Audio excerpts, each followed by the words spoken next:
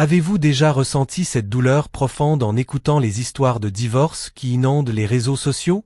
Ces récits de femmes qui, après seulement quelques mois de mariage, se retrouvent confrontées à des trahisons, des manipulations et des mensonges?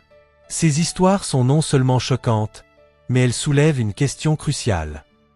Comment éviter de tomber dans ces pièges et construire une relation solide et épanouissante? Bonjour. Bienvenue sur Symphonie des relations. Harmonie, équilibre et beauté. Aujourd'hui, plongeons ensemble dans une réflexion profonde sur les raisons derrière ces divorces précoces et explorons des solutions concrètes pour mieux se préparer au mariage. Pourquoi les divorces sont-ils si fréquents?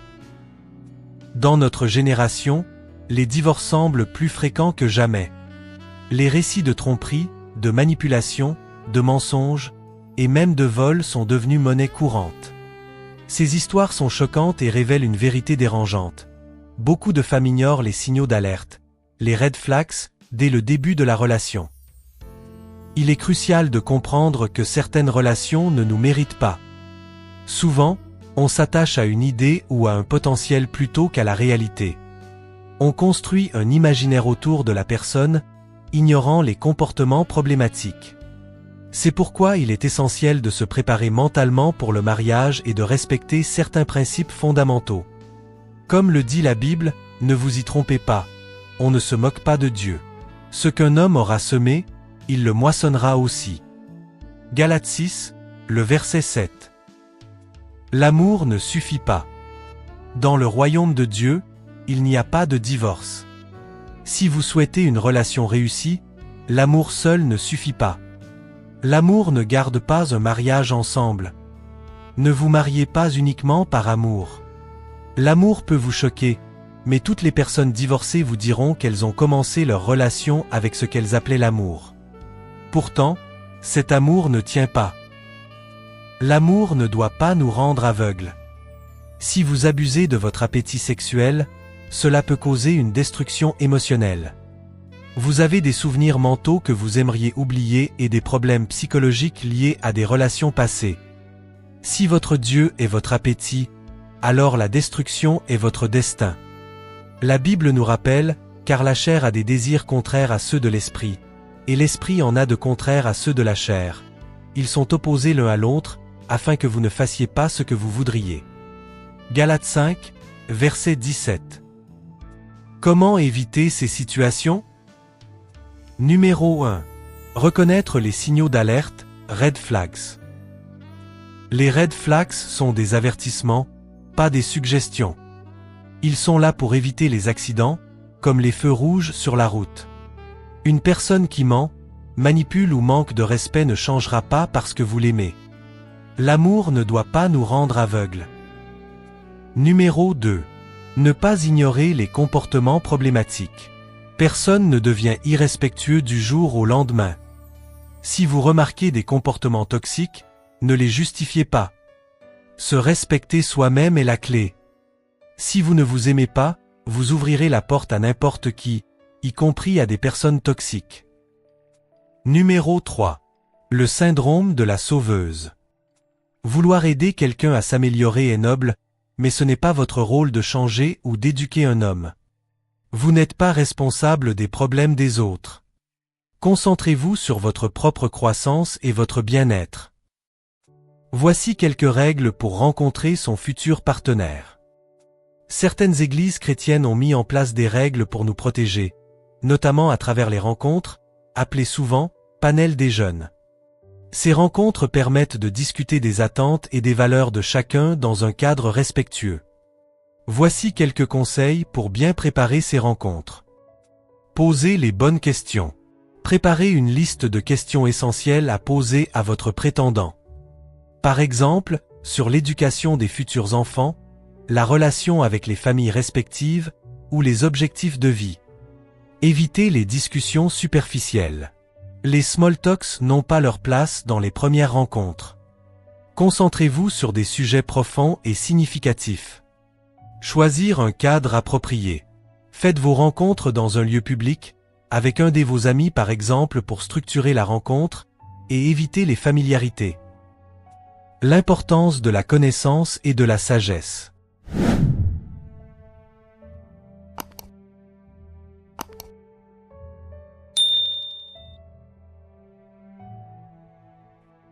La connaissance est essentielle pour une relation réussie. Souvent, nous ignorons l'importance d'acquérir des connaissances sur les relations humaines. La sagesse nous permet de gérer les choses efficacement et de ne pas avoir peur des problèmes. Connaître ses valeurs et ses besoins. Il est crucial de se connaître soi-même avant de choisir un partenaire. Connaissez vos particularités, vos faiblesses, votre force et votre mission dans la vie. Appliquez la vérité. La vérité est l'information originale. Appliquez ce que vous avez appris et ne laissez pas l'ignorance guider vos décisions. La Bible nous enseigne, vous connaîtrez la vérité, et la vérité vous affranchira. Jean 8, le verset 32. Le divorce n'est pas une fatalité. Le divorce peut être une étape nécessaire pour préserver sa dignité et sa foi. Il n'est pas une fin en soi, mais une opportunité de se reconstruire et de devenir meilleur. Voici quelques points à considérer. Ne pas se laisser influencer par les histoires des autres. Chaque relation est unique. Ce qui arrive à quelqu'un d'autre ne déterminera pas votre propre expérience. Ne laissez pas les échecs des autres dicter votre vision du mariage. Faire confiance à Dieu. Remettez-vous à lui, préparez-vous au mieux, aimez-vous et respectez-vous. Dieu a un plan merveilleux pour chacun de nous. Ayez foi en son dessein et en sa capacité à vous guider vers le bonheur et l'épanouissement. L'importance de la préparation. La préparation au mariage ne se limite pas à la planification d'une cérémonie. Elle inclut une réflexion profonde sur vos attentes, vos valeurs et vos objectifs de vie. Prenez le temps de vous connaître et de comprendre ce que vous attendez d'un partenaire. Le rôle de la communauté. Entourez-vous de personnes qui vous soutiennent et vous encouragent dans votre quête d'une relation saine et épanouissante. La communauté joue un rôle crucial dans le succès d'un mariage, en offrant des conseils, un soutien émotionnel et un cadre moral. En fin de compte, le mariage est une aventure qui demande du courage, de la patience et de la sagesse. Il est normal de rencontrer des défis, mais avec une préparation adéquate, une foi inébranlable et un amour profond pour soi-même et pour l'autre, il est possible de surmonter les obstacles et de construire une relation durable et épanouissante. Le chemin vers une relation épanouissante commence par une profonde introspection.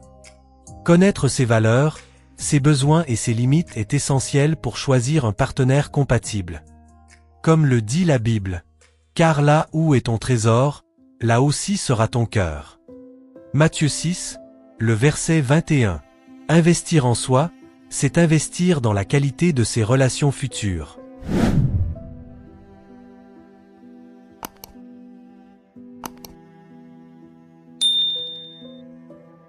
Merci d'avoir regardé cette vidéo. Si vous avez des questions ou des sujets que vous aimeriez que j'aborde, n'hésitez pas à les partager en commentaire. J'espère que ces conseils vous aideront si vous les considérez. Prenez soin de vous et à très bientôt.